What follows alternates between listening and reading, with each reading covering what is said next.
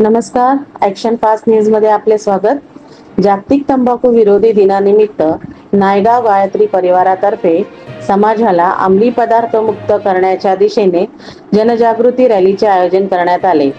नायगाव पूर्व येथे रॅली काढण्यात आली. आयोजक गायत्री परिवार आणि सोशल टीम.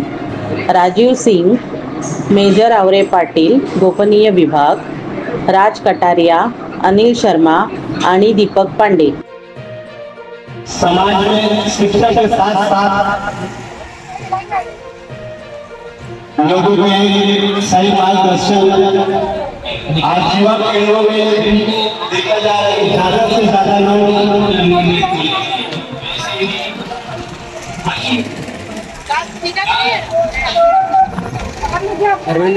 धन्यवाद भैया आपको। ओम मंगलम भगवान विष्णु मंगलम गरुड़ध्वज मंगलम पुंडरीकाक्षो मंगलाय तनोहरि।